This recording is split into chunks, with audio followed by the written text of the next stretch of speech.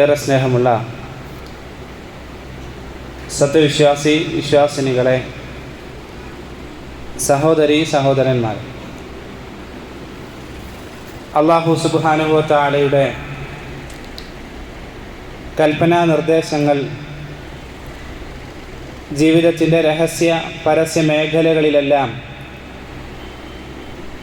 തൻ്റെ കഴിവിൻ്റെ പരമാവധി സൂക്ഷിച്ചുകൊണ്ട് ജീവിക്കണമേ എന്ന് സ്വന്തത്തെ മറക്കാതെ നിങ്ങളെ ഓരോരുത്തരെയും ഓർമ്മപ്പെടുത്തുകയാണ്, വസിയത്ത് ചെയ്യുകയാണ്.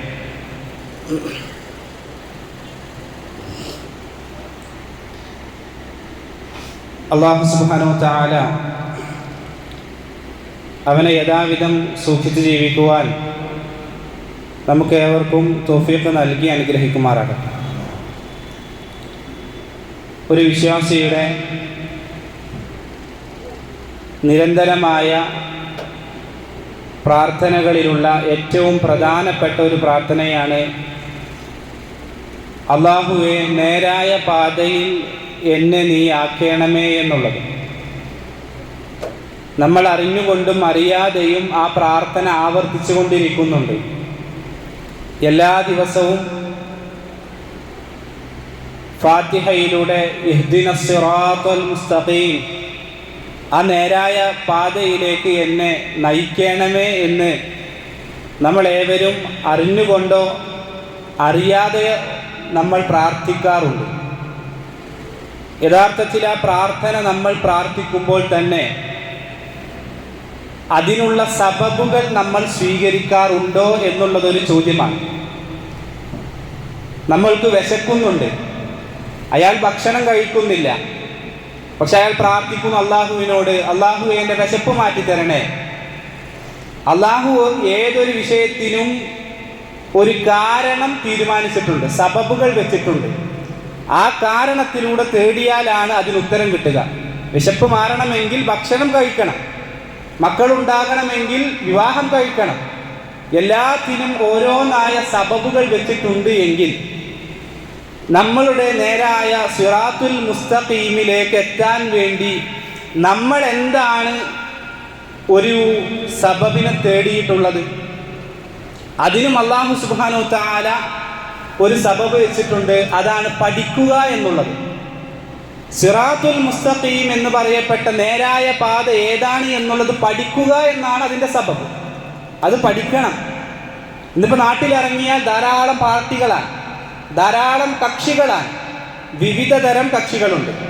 ഈ ഒരു അടിമാലിയിൽ നിന്ന് ഒരല്പം അകന്നുള്ള ഒരു നാട്ടിലേക്ക് പുറപ്പെട്ടാൽ അതിനിടയിലായിക്കൊണ്ട് തന്നെ ധാരാളം വിവിധ തരം കക്ഷികളുണ്ട്. അതൊരു മുസ്ലിം വിഭാഗത്തിലാകട്ടെ, മറ്റു മതസ്ഥരായ ആ വിഭാഗങ്ങളിലാകട്ടെ, അതിലെല്ലാം കക്ഷികളാണ്. ഇത് പ്രവാചകൻ സല്ലല്ലാഹു അലൈഹി വസല്ലമ 1400 വർഷങ്ങൾക്ക് മുമ്പ് പറഞ്ഞിട്ടുണ്ട്. പ്രവാചകൻ സല്ലല്ലാഹു അലൈഹി വസല്ലമ പറഞ്ഞതായി ഹദീസിലൂടെ നമുക്ക് കാണാൻ സാധിക്കും. ഇഫ്തറഖത്തിൽ യഹൂദു അലാ 71 ഫിർഖത്തിൻ. ജൂതന്മാരായ ആളുകൾ 71 വിഭാഗം ആളുകളായി അവർ വേർതിരിയും. അത്രയും കക്ഷികളായിക്കൊണ്ട് അവർ വേർതിരിയുമെന്നാണ്. എന്നാൽ നസാറാക്കളായ ആളുകളോ, പ്രവാചകൻ സല്ലല്ലാഹു അലൈഹി വസല്ലം പറഞ്ഞു, ഇഫ്തറഖത്തിൻ നസാറ അലാ 72. 72 കക്ഷികളായി അവർ വേർതിരിയും. അത്രയും വിഭാഗങ്ങൾ അവർക്കിടയിൽ ഉണ്ടാകും. എന്നിട്ട് പ്രവാചകൻ സല്ലല്ലാഹു അലൈഹി വസല്ലം തൻ്റെ ഉമ്മത്തിനെ കുറിച്ച്, മുസ്ലിം ഉമ്മത്തിനെ കുറിച്ച് പറഞ്ഞത് എന്താണ്? അവർ വേർതിരിയുന്ന കക്ഷികളായി മാറുന്നത് 73 കക്ഷികളായി മാറുന്നതാണ്. ഒന്ന് കൂടുതൽ അധികമായിക്കൊണ്ട് മുസ്ലിം ഉമ്മത്ത് വേർതിരിയുമെന്നാണ്. ഇന്ന് നാട്ടിൽ നോക്കിയാൽ ധാരാളം കക്ഷികളാണ്. പലവിധം ആശയത്തിലുള്ള പല കക്ഷികളും ഇന്ന് നാട്ടിൽ കാണാൻ സാധിക്കും. അവിടെ പല ആളുകളും തെറ്റിദ്ധരിച്ചിട്ടുള്ളൊരു തെറ്റിദ്ധാരണ എന്താണെന്ന് പല ആളുകളും മനസ്സിലാക്കിയത്, ഈ കക്ഷി എന്നാൽ ഇത് മുജാഹിദ്, സുന്നികൾ എന്ന് പറഞ്ഞാൽ AP സുന്നി, EK സുന്നി, പലവിധം ഇന്ന് നാട്ടിലുള്ള ഇവരാണ് ഈ കക്ഷികളെന്നാണ് പല ആളുകളും മനസ്സിലാക്കിയിട്ടുള്ളത്. യഥാർത്ഥത്തിൽ അവരെല്ലാം ഈ കക്ഷികൾ, ഇതെല്ലാം ഇതിൻ്റെ ഒരു ഭാഗമാണ്. ഇവരെല്ലാം ഈ ഒരു വിഭാഗത്തിൽ പെടുമെന്നാണ്. യഥാർത്ഥത്തിൽ ഇതിനെല്ലാം തലവന്മാരായിക്കൊണ്ട് 4 വിഭാഗം ആളുകളാണുള്ളത്.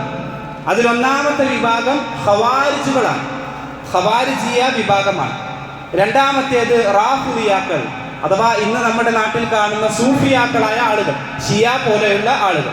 ഇതാണ് രണ്ടാമത്തെ വിഭാഗം. മൂന്നാമത്തെ വിഭാഗം ഖദരിയാക്കളാണ്.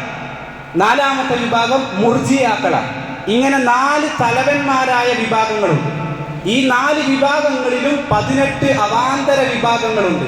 അങ്ങനെ 18 വിഭാഗങ്ങളായി 4 വിഭാഗങ്ങൾക്ക് കീഴിലായിക്കൊണ്ട് 18 വിഭാഗങ്ങൾ, അങ്ങനെ 72 വിഭാഗം.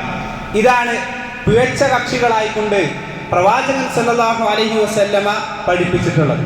ഇത് എന്നാണ് നിലവിൽ വന്നിട്ടുള്ളത്? അത് ഈ കേവലം അവസാന നാൾ വരെ അല്ല, അതൊരു 4-ാം നൂറ്റാണ്ടാകുന്ന സമയത്ത് തന്നെ എല്ലാ വിഭാഗങ്ങളും പ്രവാചകൻ സല്ലല്ലാഹു അലൈഹി വസല്ലമ പറഞ്ഞു 73 കക്ഷികളായി.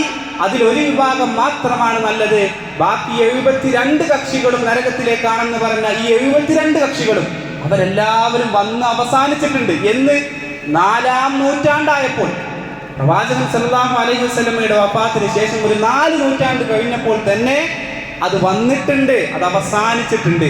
അവരെല്ലാം അവരുടെ ആശയങ്ങൾ പറഞ്ഞിട്ടുണ്ട്. ഇന്ന് നാട്ടിൽ കാണുന്ന പല പിഴച്ചവാദങ്ങളുണ്ട്.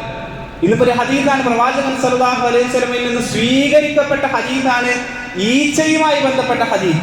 ഈച്ച വെള്ളത്തിലേക്ക് വീണാൽ അതിനൊന്ന് മുക്കിക്കൊണ്ട് പുറത്തെടുത്തുകൊണ്ട് ബാക്കിയുള്ള വെള്ളം ഉപയോഗിക്കാം. എന്നാൽ അതിനെ വിമർശിച്ചുകൊണ്ട് ഇതൊക്കെ ഒന്ന് സ്വീകരിക്കാൻ പറ്റുമോ, അതൊരു പിഴച്ചവാദമാണ് എന്ന് പറഞ്ഞുകൊണ്ട് നാളുകൾ വരുന്നുണ്ട്. ഇത് കേവലം ഇന്നുണ്ടായ വാദമല്ല, അതെന്നോ കാലങ്ങൾക്ക് മുമ്പ് 4-ാം നൂറ്റാണ്ടിൽ തന്നെ ഉണ്ടായിട്ടുണ്ട്. ഇന്ന് അതുപോലെ തന്നെയാണ് ചില ആളുകൾ ഖബറിലേക്ക് ശിക്ഷയുണ്ടോ എന്ന്, ഖബറിൽ ശിക്ഷയുണ്ടോ എന്നുള്ളതിനെ കുറിച്ച് പല ആളുകൾക്കും സംശയമാണ്. ഖബർ എന്ന് പറഞ്ഞാൽ ആ മയ്യത്തിനെ തന്നെ ഇറക്കി വെക്കാൻ ഒരു വല്ലാത്ത പെടാപ്പാടാണ്. അതിൻ്റെ ഇടയിൽ മലക്കുകളൊക്കെ നിന്നുകൊണ്ട് ഈ മനുഷ്യനെ ഒന്ന്, ഈ മയ്യത്തിനെ ഒന്ന്, അവർക്കുള്ള ശിക്ഷകളും ഗുണങ്ങളൊക്കെ നൽകുക എന്ന് പറഞ്ഞാൽ അതൊക്കെ ഒരു മനുഷ്യനെ കൊണ്ട് സ്വാധീനിക്കാൻ, അതൊക്കെ ഒന്ന് ഉൾക്കൊള്ളാൻ സാധിക്കുമോ എന്ന് പല ആളുകൾ ചിന്തിച്ച് അവനാന്റെ യുക്തിക്ക് അവർ ചിന്തിച്ചുകൊണ്ട് ചില ആശയങ്ങൾ പറഞ്ഞു. ഇതൊന്നും ഇന്നുണ്ടായതല്ല എന്നാണ് പറയുന്നത്. അതൊരു കാലങ്ങൾക്ക് മുമ്പ് ആ ഒരു ആദ്യത്തെ 4 നൂറ്റാണ്ടിന്റെ ആ സമയത്ത് തന്നെ ആളുകൾ പറഞ്ഞിട്ടുണ്ട് എന്നാണ്. ഇനി പുതിയതായിക്കൊണ്ട് ഒരാൾ വന്നാലും, ഒരു പുതിയ ആശയം കൊണ്ടുവന്നാലും ഈ 4 വിഭാഗങ്ങളിൽ ഏതെങ്കിലും ഒരാൾ പറഞ്ഞ ആശയമല്ലാതെ ഒന്നും ഉണ്ടാവുകയില്ല എന്നാണ്. അതുകൊണ്ട് കൃത്യമായി നമ്മൾ മനസ്സിലാക്കണം, ഈ പിഴച്ച കക്ഷികൾ എന്ന് പറയുന്നത് 72 കക്ഷികളാണ്. എന്നാൽ നമ്മൾ പഠിക്കണം ഏതാണ് ആ ശരിയായ പാത. ആ ശരിയായ പാത മാത്രമാണ് സ്വർഗത്തിലേക്കുള്ളത്, ബാക്കി എല്ലാവരും നരകത്തിലേക്കുള്ളതാണ് എന്ന് പ്രവാചകൻ സല്ലല്ലാഹു അലൈഹി വസല്ലം പഠിച്ചു. എങ്കിൽ ആ പഠിപ്പിച്ച ആ ശരിയായ പാത ഇല്ലാ വാഹിദെന്ന ഒരു പാതയല്ലാതെ എല്ലാ പാതയും നരകത്തിലേക്കാണെങ്കിൽ ആ പാത പഠിക്കണമല്ലോ. ആ ശരിയായ പാത ഏതാണ് എന്ന് നമ്മൾ മനസ്സിലാക്കണം. അതെങ്ങനെ മനസ്സിലാക്കും? അത് മനസ്സിലാക്കാൻ വളരെ സിമ്പിളായ മാർഗമാണ്. പ്രവാചകൻ സല്ലല്ലാഹു അലൈഹി വസല്ലം പറഞ്ഞു, മരണപ്പെടുന്ന സന്ദർഭത്തിൽ തന്നെ പ്രവാചകൻ പറഞ്ഞു, ഞാനിനി വഫാത്തായാൽ ധാരാളം പ്രശ്നങ്ങൾ ഉണ്ടാകും, ധാരാളം ആളുകൾക്കിടയിലുള്ള പ്രശ്നങ്ങൾ ഉണ്ടാകും. ഞാൻ ഉണ്ടായിരുന്ന സമയത്ത് എന്തെങ്കിലും ഒരു സംശയമുണ്ടെങ്കിൽ ഉടനെ എൻ്റെ അടുത്ത് വന്ന് നിങ്ങൾക്കത് ദൂരീകരിക്കാം. എന്താണ് ഇതിലൊരു ഫത്വയുള്ളത്, എന്താണ് പ്രവാചകരെ ഈ ഇതിലൊരു വിധിയുള്ളതെന്ന് എന്നോട് ചോദിക്കാം. ഞാൻ വഫാത്തായാൽ എന്ത് ചെയ്യും? പ്രവാചകൻ സല്ലല്ലാഹു അലൈഹി വസല്ലം അതിന്റെ പ്രതിവിധി പറഞ്ഞു കൊടുത്തു.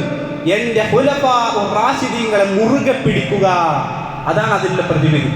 പ്രവാചകൻ സല്ലല്ലാഹു അലൈഹി വസല്ലമയുടെ കൂടെയുണ്ടായിരുന്ന അനുചരരായ ആ സ്വഹാബിയങ്ങൾ, ആ സ്വഹാബത്തുകൾ എന്താണ് ഒരു മാർഗം ആ വിഷയത്തിൽ സ്വീകരിച്ചത്, അതിനെ സ്വീകരിക്കുക എന്നുള്ളതാണ് ആ അഹ്ലുസുന്നയുടെ ആ സലഫി മൻഹജ് എന്ന് പറയുന്നത്.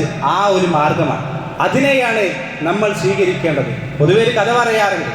ഒരു ക്ലാസ്സിൽ 3 കുട്ടികൾ ഒരു ക്ലാസ്സിൽ ആബ്സെന്റ്, അടുത്ത ദിവസത്തിൽ വന്നപ്പോഴാണ് ക്ലാസ്സിന്റെ ക്ലാസ് ബോർഡിൽ ഒരു വര കാണുന്നത്. ആ വര കാണുന്ന സന്ദർഭത്തിൽ ഒന്നാമത്തെ കുട്ടി പറഞ്ഞു, ഇത് അറബി സാർ വന്നിട്ട് അലിഫ് എന്ന് എഴുതിയതാണെന്ന് പറഞ്ഞു. അടുത്ത കുട്ടി പറഞ്ഞത് അലിഫ് എഴുതിയതല്ല, ഇത് ഇംഗ്ലീഷ് ടീച്ചർ ഐ എന്ന് എഴുതിയതാണ്. മറ്റേ കുട്ടി പറഞ്ഞു, ഇത് കണക്കിന്റെ വാശി വന്നിട്ട് 1 എന്ന് എഴുതിയതാണ്. ആളുകൾക്ക്, ആ കുട്ടികൾക്കിടയിൽ ഭയങ്കര പ്രശ്നം. എന്താണ് ഈ പ്രശ്നത്തിന് ഒരു പരിഹാരം ഉണ്ടാകുക? മറ്റൊരാൾ വന്നിട്ട് പറഞ്ഞു, നിങ്ങൾ 3 ആൾക്കാരും കഴിഞ്ഞ ക്ലാസ്സിലെ ആബ്സെന്റ്, നിങ്ങൾ ക്ലാസ്സിൽ പ്രസന്റുള്ള ഒരു കുട്ടിയോട് ചോദിച്ചോളൂ, അപ്പൊ ക്ലാസ്സിൽ തീരുമാനമാകുമല്ലോ. അത് ആരെഴുതിയെന്നാൽ മനസ്സിൽ അതന്നെ ഉള്ളൂ. അതാണ് വിഷയം. എല്ലാ കാര്യങ്ങൾക്കും തീരുമാനമാകാൻ എന്താണോ ആ വിഷയത്തിൽ പ്രവാചകൻ സല്ലല്ലാഹു അലൈഹി വസല്ലമയുടെ കൂടെ ഉണ്ടായിരുന്ന സ്വഹാബാക്കൾ ചെയ്തത്, അതിനെ പിന്തുടർന്നാൽ ഒരാൾക്കും ഒരു പ്രശ്നവും ഉണ്ടാവുകയില്ല എന്നാണ്. ആ സ്വഹാബാക്കളുടെ മാർഗത്തിലേക്ക് പിൻപറ്റണം. അതാണ് പ്രവാചകൻ സല്ലല്ലാഹു അലൈഹി വസല്ലം പറഞ്ഞത്, ഫഇന്നഹു മൻ യഅ്ശ് മിൻകും ഫസയറ ഇഖ്തിലാഫൻ കതീറ. ധാരാളം പ്രശ്നങ്ങൾ കാണും. ആ പ്രശ്നങ്ങളിൽ നിന്നെല്ലാം നിങ്ങൾക്കൊരു മോചനം കിട്ടണമെങ്കിൽ എൻ്റെ സ്വഹാബാക്കൾ എന്താണോ പറഞ്ഞത് അവിടേക്ക് എത്തണം. അവിടെ പിന്നെ ബുദ്ധി ചിന്തിക്കാൻ പാടില്ല. എൻ്റെ ബുദ്ധിക്ക് ചിന്തിച്ചിട്ട് ഇതിങ്ങനെയല്ലല്ലോ വരാൻ സാധ്യത എന്നൊക്കെ ചിന്തിച്ചാൽ ആൾ വഴിവെച്ചു പോയി. പ്രവാചകനും സ്വഹാബാക്കളും എന്താണോ പറഞ്ഞത് അവിടെ നിൽക്കണം. എൻ്റെ സംഘടനതല്ലല്ലോ പറഞ്ഞത്. ഞാൻ നേതാവായി കാണുന്ന ഈ മനുഷ്യൻ അദ്ദേഹം ഇങ്ങനെയല്ലല്ലോ പറയുന്നത്. അവിടെ എല്ലാം ചിന്തിച്ചു പോയാൽ, നമ്മുടെ ഇച്ഛക്കനുസരിച്ച് പോയാൽ അയാൾ വഴിപിഴച്ചു. പ്രവാചകനും സല്ലല്ലാഹു അലൈഹി വസല്ലമയും സ്വഹാബാക്കളും എന്താണോ ആ വിഷയത്തിൽ പറഞ്ഞത് അവിടേക്ക് മടങ്ങാൻ നമുക്ക് സാധിക്കണം. അതല്ലാതെ ഏത് മാർഗത്തിലേക്ക് പോയാലും അവർ പിഴച്ചു എന്നുള്ളതാണ് ചരിത്രം നോക്കിയാൽ നമുക്ക് മനസ്സിലാക്കാൻ സാധിക്കും. ആദ്യമായിക്കൊണ്ട് ഇസ്ലാമിൽ നിന്ന് പിഴച്ചു പോയ കക്ഷികളാരാ? അത് ഖവാരിജികളാണ്. ആ ഖവാരിജികൾ പിഴച്ചു പോകാനുള്ള കാരണം എന്താണ്? ഒരു നിസ്കാരമില്ലാണ്ടല്ല, ഒരു നോമ്പില്ലാണ്ട. നോമ്പിൽ എത്രയോ നോമ്പ് നിൽക്കുന്ന ആളുകളാണ്. ഖുർആൻ പാരായണം അവർ ചെയ്യാത്ത ആളുകളാണ്. അല്ല, ഇതെല്ലാം ധാരാളം ഉണ്ടായിരുന്നു. എത്രത്തോളം എന്ന് വെച്ചാൽ പ്രവാചകൻ സല്ലല്ലാഹു അലൈഹി വസല്ലമയുടെ മരുമകനായ അലി റളിയല്ലാഹു അൻഹു, നാലാമത്തെ ഖലീഫ അലി ബിൻ അബി ത്വാലിബ് റളിയല്ലാഹു അൻഹുവിനെ വധിച്ചതാരാ? Abdulrahman bin മുൽജിം ലഅനഹുല്ലാഹ്. പ്രവാചകൻ സല്ലല്ലാഹു അലൈഹി വസല്ലമ ഈ കാലഘട്ടത്തിലെ ഏറ്റവും മോശപ്പെട്ട വ്യക്തി എന്ന് പറയപ്പെട്ട അബ്ദുറഹ്മാൻ ബിൻ മുൽജിം, അദ്ദേഹം ഖവാരിജായിരുന്നു. ആ ഖവാരിജായ മനുഷ്യൻ ഒരു മുസ്ലിമായിട്ടാണ് അറിയപ്പെട്ടിരുന്നത്. ആ മുസ്ലിമായ മനുഷ്യൻ എങ്ങനെയായിരുന്നു? അദ്ദേഹത്തെ ആയിരുന്നു ഉമർ ഇബ്നു ഖത്താബ് റളിയല്ലാഹു അൻഹുവിന്റെ കാലഘട്ടത്തിൽ സിറിയയിലേക്ക് ഖുർആൻ പഠിക്കാൻ അദ്ദേഹത്തെ ആയിരുന്നു പറഞ്ഞയച്ചിരുന്നത്. മാത്രമല്ല അദ്ദേഹത്തിന്റെ കൈകളൊക്കെ ഒട്ടകത്തിന്റെ കൈ പോലെ വല്ലാതെ തയമ്പുണ്ടായിരുന്നു. എന്തുകൊണ്ടാണ് ആ തയമ്പ് വരാൻ കാരണം? അത്രയും നിസ്കരിക്കുമായിരുന്നു. രാത്രി തഹജ്ജുദാണ്. വളരെയധികം ധാരാളം കഠിനമായി കൊണ്ട് ഇബാദത്തിൽ പ്രയത്നിച്ച വ്യക്തിയായിരുന്നു. പക്ഷെ അയാൾക്ക് പഴച്ചുപോയി. എന്താണ് പഴച്ചു പോകാൻ കാരണം? പ്രവാചകൻ സല്ലല്ലാഹു അലൈഹി വസല്ലം സഹാബാക്കളും ഒരു വിഷയം പറഞ്ഞു, പക്ഷെ അവിടെ സ്വന്തം യുക്തിക്ക് അവിടെ പ്രാധാന്യം നൽകി. പ്രവാചകനും സഹാബാക്കളൊക്കെ പറഞ്ഞിടത്ത് നിന്ന് മാറി ചിന്തിച്ചു. അതന്നെയാണ് അവിടെ പ്രശ്നം. അവിടെ മാറി ചിന്തിച്ചോ അയാൾ വഴി പിഴച്ചുകൊണ്ടായിരിക്കും ജീവിതത്തിൽ ആ മരണത്തിനെ അയാൾ കണ്ടുമുട്ടുക എന്നാണ് ഏതൊരു ചരിത്രം നമുക്ക് മനസ്സിലാക്കാൻ സാധിക്കുന്നത്. ഉമർ റളിയല്ലാഹു അൻഹു ഒരിക്കല് അദ്ദേഹം ഇങ്ങനെ ഇരുന്നിട്ട് ചിന്തിക്കുന്ന ഒരു ചിന്തയുണ്ട്. എന്താണ് അദ്ദേഹം ചിന്തിക്കുന്നത്? അദ്ദേഹം ഒരിക്കല് ഇബ്നു അബ്ബാസ് റളിയല്ലാഹു അൻഹുവിന്റെ അടുക്കലേക്ക് ഒരാളെ പറഞ്ഞയക്കുകയാണ്. അദ്ദേഹത്തിന്റെ സംശയമാണ്. എന്താണ് സംശയം?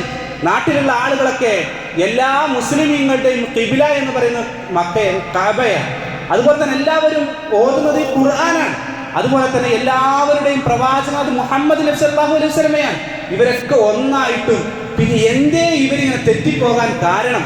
ആളുകൾ എന്തുകൊണ്ടാണ് ഈ പിഴച്ചു പോകുന്നത് എന്ന് ഈ ഉമർ റളിയല്ലാഹു അൻഹുവിന് സംശയം ഉണ്ടായിരുന്നു. അപ്പൊ ആ സമയത്ത് ഇബ്നു അബ്ബാസ് റളിയല്ലാഹു അൻഹുവിന്റെ അടുക്കലേക്ക് ഒരാളെ പറഞ്ഞയച്ചിട്ട് എന്താണ് ഇതിനൊരു ഉത്തരം എന്ന് ചോദിച്ചപ്പോൾ അദ്ദേഹം പറഞ്ഞ ഉത്തരം എന്താണ്? അദ്ദേഹം പറഞ്ഞു, നമുക്കറിയാം ഇന്ന് നാട്ടിലൊരു പ്രശ്നമുണ്ടായാൽ, അതല്ലെങ്കിൽ ഖുർആനിലെ ഒരു ആയത്തെടുത്താൽ ഇത് ഏത് സന്ദർഭത്തിലാണ് ഇറങ്ങിയതെന്നും അതിന്റെ പശ്ചാത്തലം എന്താണെന്നും അതുകൊണ്ട് എന്താണ് ഉദ്ദേശിക്കുന്നത് എന്നും എല്ലാം നമുക്കറിയാം. പക്ഷേ ഇനി കുറച്ചു കാലം കഴിഞ്ഞാൽ ചില ആളുകൾ വരാനുണ്ട്. അവർ വരും, അവരോതുന്ന ഖുർആനായത്തുകൾ ഇത് തന്നെയായിരിക്കും, അർത്ഥം വെക്കുന്നതും ഇത് തന്നെയായിരിക്കും. പക്ഷേ ഉദ്ദേശിക്കുന്ന ഉദ്ദേശം ഇതായിരിക്കില്ല. അവരെല്ലാം പ്രവാചകനും സഹാബാക്കളും കരുതിയതിന് നേരെ വിപരീതമായി കൊണ്ടായിരിക്കും അവർ ഉദ്ദേശിക്കുന്നത്. ഇതാണ് അവർ പിഴക്കാൻ കാരണം. ഉമർ ഇബ്നു ഖത്താബ് റളിയല്ലാഹു അൻഹു പറഞ്ഞു, അത് തന്നെയാണ് അവർ പിഴക്കാൻ കാരണമെന്ന് അദ്ദേഹം പറഞ്ഞു എന്നാണ്. അതുകൊണ്ട് സഹോദരങ്ങളെ, പ്രവാചകൻ സല്ലല്ലാഹു അലൈഹി വസല്ലമയും സഹാബാക്കളും എവിടെയായിക്കൊണ്ടൊരു കൽപ്പന പറഞ്ഞിട്ടുണ്ടോ അവിടെ നിൽക്കണം. അതിനപ്പുറത്തേക്ക് പോയാൽ അവിടെയെല്ലാം നമ്മൾ വഴിപിഴക്കുന്ന ഒരു കാര്യം കാണാൻ സാധിക്കും. ഇപ്പൊ ഇന്ന് നമ്മുടെ നാട്ടിലുള്ള എന്തൊരു വിഷയം എടുത്താലും നമുക്ക് മനസ്സിലാക്കാൻ സാധിക്കും ആരാണ് ഈ ശരിയായ കക്ഷി. നാട്ടിൽ ധാരാളം ആളുകളുണ്ടല്ലോ, സുന്നികളുണ്ട്, മുജാഹിദീങ്ങളുണ്ട്, ജമാഅത്തുകാരുണ്ട്, എത്രയോ വിഭാഗങ്ങളുണ്ട്. ഇതിൽ ആരപ്പം നല്ലത്? പല ആളുകൾക്കും കൺഫ്യൂഷനാണ്. ഒന്ന് എടുത്താൽ മതി, ഒരു വിഷയം എടുത്ത് പഠിക്കുക. ഏതെങ്കിലും ഒരു വിഷയം എടുത്തിട്ട് ഇതിലിപ്പോ സ്വഹാബാക്കളും പ്രവാചകൻ സല്ലല്ലാഹു അലൈഹി വസല്ലം എന്ത് നിലപാടാണ് സ്വീകരിച്ചത് ഒന്നെടുക്കുക. ഇതിപ്പോ നാട്ടിൽ ധാരാളമായിക്കൊണ്ട് കാണുന്ന ഒരു വിഷയമാണ് ഖബർ കെട്ടിപ്പൊക്കുക എന്നുള്ളത്. ഖബർ കെട്ടിപ്പൊക്കിയിട്ട് ഇതൊക്കെ അഹ്ലുസുന്നത്തി വൽ ജമാഅയാണ്, ഇതൊക്കെ സലഫുകൾ സ്വീകരിച്ചിരുന്ന മാർഗമാണെന്ന് പറയുന്നുണ്ടല്ലോ. ഒന്നെടുത്ത് നോക്കുക, എങ്കിൽ കാണാൻ സാധിക്കും ഉമർ ഇബ്നു ഖത്താബ് റളിയല്ലാഹു അൻഹുവിന്റെ കാലഘട്ടത്തില് അവർ മറ്റൊരു നാട്ടിലേക്ക് പോയി.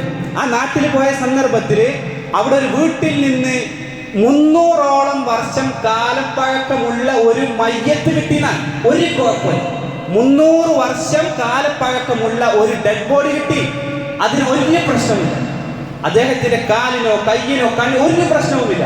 ആ മയ്യത്തായിക്കൊണ്ട് അതുപോലെ തന്നെ കിടക്കുന്നുണ്ട്. എന്താണ് ചെയ്തത്? അങ്ങനെ ഒരു മനുഷ്യനെ കിട്ടിയാൽ സ്വാഭാവികമായിട്ട് നമുക്ക് മനസ്സിലാക്കാൻ സാധിക്കും, അതൊന്നെങ്കിൽ അതൊരു പ്രവാചകനായിരിക്കും, അതല്ല എങ്കിൽ ഒരു സ്വാലിഹായ വ്യക്തിയായിരിക്കും. അതെല്ലാവർക്കും അറിയാം. അപ്പൊ ആ സന്ദർഭത്തിൽ ഉമർ ഇബ്നുൽ ഖത്താബ് റളിയല്ലാഹു അൻഹു സ്വീകരിച്ചൊരു നിലപാടുണ്ട്. അതാണ് സ്വീകരിച്ചാൽ മതി. എന്നാൽ ഈ നാട്ടിലുള്ള എല്ലാ ആളുകളുടെയും പ്രശ്നം തീരും. എന്താണ് ഉമർ റളിയല്ലാഹു പറഞ്ഞത്? ആളുകളെ പറഞ്ഞയച്ചു. ആളുകളോട് പറഞ്ഞു, ആ മയ്യത്തിനെ കൊണ്ടുവരണം. ആ മയ്യത്തിനെ കൊണ്ടുവന്നിട്ട് പറഞ്ഞു, നാട്ടിലുള്ള ഖബർസ്ഥാനിൽ 13 ഖബറെടുക്കും. 13 ഖബറുകൾ കുഴിച്ചുകൊണ്ട് എന്ത് ചെയ്യണം? നിങ്ങൾ തിരിച്ചു പോകണം. എന്നിട്ട് രാത്രിയായ സന്ദർഭത്തിൽ ഈ ഒരു ഖബറിൽ ഇദ്ദേഹത്തെ കൊണ്ടുപോയി ഖബറടക്കി 13 ഖബറുകളും ഒരേ സമയം അത് കുഴിച്ചു, അത് മൂടി, എന്നിട്ട് തിരിച്ചു. എന്തിനു വേണ്ടിയിട്ടാണിത്? ഇതെന്തിനു വേണ്ടിയിട്ടാണ്? ആ ഖബർ ഒരു വ്യവസായമായി മാറരുത് എന്ന് കരുതിയിട്ടാണ്. ഇബാദത്തിന്റെ കേന്ദ്രമായി മാറരുത് എന്ന് കരുതിയിട്ടാണ് ഉമർ ഇബ്നുൽ ഖത്താബ് റളിയല്ലാഹു അൻഹുവിന്റെ കാലഘട്ടത്തിൽ അങ്ങനെ ചെയ്തതെങ്കിൽ. ബദറിലെ എത്രയോ ആളുകൾ മരണപ്പെട്ടല്ലോ. പ്രവാചകൻ സല്ലല്ലാഹു അലൈഹി വസല്ലമയുടെ കാലഘട്ടത്തിൽ നടന്ന ബദറും ഉഹുദും എത്രയോ യുദ്ധങ്ങളുണ്ട്. ഇതിലെല്ലാം മുസ്ലിമീങ്ങളായ സ്വാലിഹീങ്ങളായ സ്വഹാബാക്കൾ മരണപ്പെട്ടു. അവരുടെ എല്ലാം പലരുടെയും ഖബറുകൾ ഇന്ന ഖബറുകളാണെന്ന് പ്രത്യേകം പറയാൻ സാധിച്ചിരുന്നു. ആ ഖബറുകളിൽ എന്താണ് സ്വഹാബാക്കൾ സ്വീകരിച്ച ഒരു നയം എന്ന് മനസ്സിലാക്കിയാൽ അവിടെ തീർന്ന പ്രശ്നം. ഒരാളുടെയും ഖബർ കെട്ടിപ്പൊക്കിയതായിട്ട് കാണാൻ സാധിക്കൂല. വളരെ നിരപ്പായിക്കൊണ്ട് പ്രവാചകന്റെ ഖബർ തന്നെ എന്താണ് സ്വഹാബാക്കൾ സ്വീകരിച്ചത്? അതെല്ലാം അതിന്റെ മുകളിൽ ചരൽക്കല്ലുകൾ പാകിയ നിലയിലായിക്കൊണ്ട് കെട്ടി ഉയർത്തിയിട്ടില്ല. എന്നാൽ അതൊന്നും ആ ഒരു നിലപാട് സ്വീകരിച്ചിട്ടില്ല എങ്കിൽ നമുക്കും അത് സ്വീകരിച്ചാൽ മതി. ഖബറിന്റെ വ്യവസായക്കാണ് നാളുകള് ഖബറൊക്കെ ലേലം വിളിക്കാൻ. ഇന്നാ ഭീമാ പള്ളിയിലൊക്കെ ആളുകൾ ഖബറുകൾ ലേലം വിളിച്ച് കോടികൾ പൈസ ചെലവാക്കിയിട്ടാണ് അതിനെ ലേലം വിളിച്ചെടുക്കുന്നത്. സാമ്പത്തിക വ്യവസായമായി കൊണ്ട് ഖബറുകളെ മാറ്റിയെന്നാൽ ആ ഖബറുകളെ ആദ്യമായിക്കൊണ്ട് അങ്ങനെയാണെങ്കിൽ അതിന് വ്യവസായമാക്കണമായിരുന്നെങ്കിൽ അത് ആര് ചെയ്യുമായിരുന്നു? ആയിഷ റളിയല്ലാഹു അൻഹ ചെയ്യുമായിരുന്നു എന്നാണ്.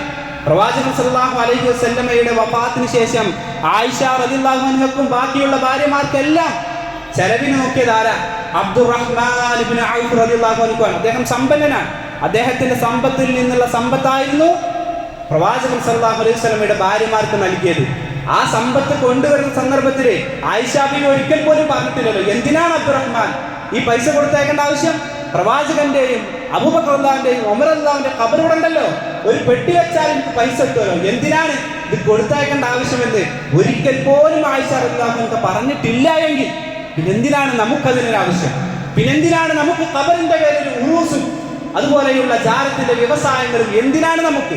പ്രവാചകന്റെയും സഹാബാക്കളുടെയും ആ വഴിയിൽ നിന്ന് തെറ്റി സഞ്ചരിച്ചോ അയാൾ പഴച്ചു, അയാൾ നരകത്തിലായിരിക്കും, അയാൾ ഖബറിൽ ആകെ പ്രയാസം കൊള്ളും, നരകത്തിൽ നിന്നുള്ള ചൂട് അയാൾ കേൾക്കേണ്ടി വരുമെന്നാണ്. എത്രയോ കാര്യങ്ങൾ സമൂഹത്തിൽ നിന്ന് നടക്കുന്ന എല്ലാ കാര്യങ്ങളും ഒന്ന് ചിന്തിക്കുക.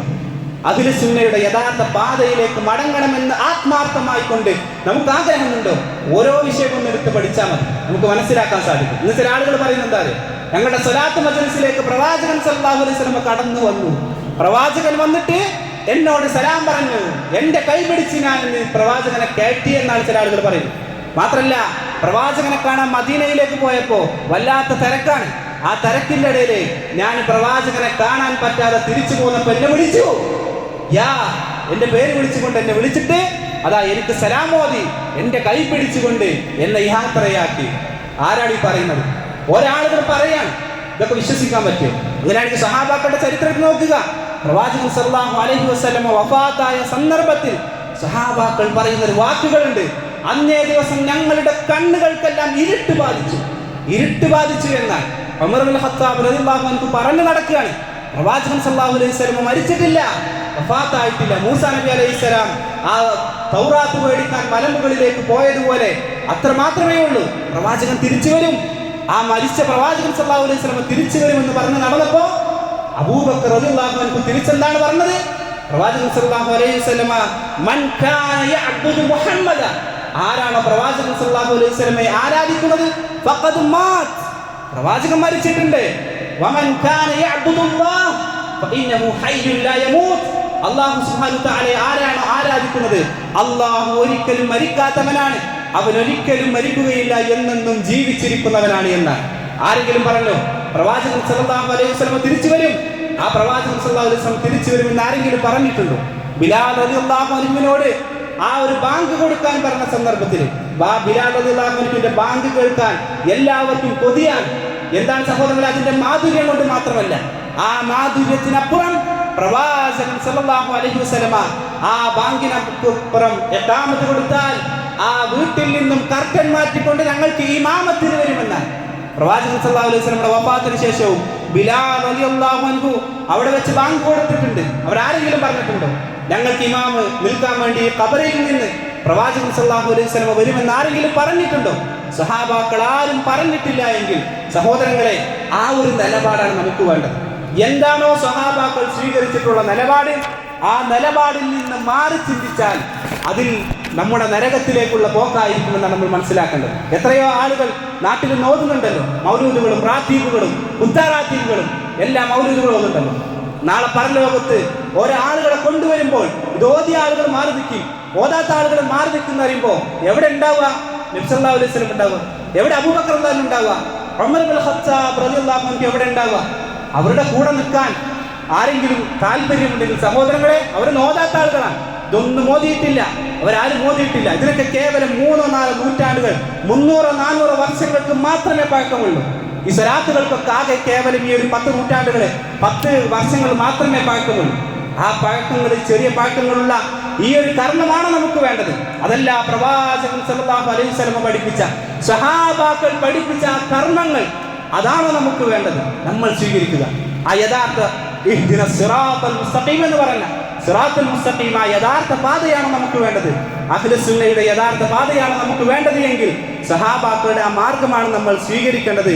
അതല്ല എങ്കിൽ ഏത് സമയവും നമ്മൾ അവരിൽ നിന്ന് തെറ്റിപ്പോകാൻ കാരണമാകുമെന്നാണ്. അതുകൊണ്ട് സഹോദരങ്ങളെ, ഏതൊരു സന്ദർഭത്തിലും ഏതൊരു വിഷയത്തിലും നമുക്ക് പ്രയാസമുണ്ടായി ഏത് വിഷയം സ്വീകരിക്കുമെന്നൊരു സംശയമുണ്ടായാൽ മടങ്ങുക, ആ സലഫുകളിലേക്ക് മടങ്ങുക. ആരാണ് ആ സലഫുകൾ? പ്രവാചകൻ സല്ലല്ലാഹു അലൈഹി വസല്ലം പറഞ്ഞു, ഖൈറുൻ നാസി ഖർനി, ഏറ്റവും ഉത്തമമായ ജനത എന്നോട് ഏറ്റവും അടുത്തത് സഹാബാക്കളാണ്. തുമ്മല്ലദീന യലൂനഹും തുമ്മല്ലദീന യലൂനഹും, അവരോട് ഏറ്റവും അടുത്ത താബിഈങ്ങൾ, അതിനേറ്റവും അടുത്ത താബിഈങ്ങൾ. ഈ 3 നൂറ്റാണ്ടല്ലാതെ ഒരാളിൽ നിന്നും ഒരു ഖൈർ നമ്മൾ പ്രതീക്ഷിക്കേണ്ടതില്ല എന്നാണ്. അതുകൊണ്ട് സഹോദരങ്ങളെ, ഏതൊരു വിഷയത്തിലും നമുക്കൊരു പ്രയാസമുണ്ടായാൽ, സംശയമുണ്ടായാൽ അവരിലേക്ക് മടങ്ങാൻ ശ്രദ്ധിക്കുക. അല്ലാഹു സുബ്ഹാനഹു വ തആല ഹഖിനെ ഹഖായി മനസ്സിലാക്കാൻ നമുക്ക് ഏവർക്കും തൗഫീഖ് നൽകി അനുഗ്രഹിക്കുമാറാകട്ടെ.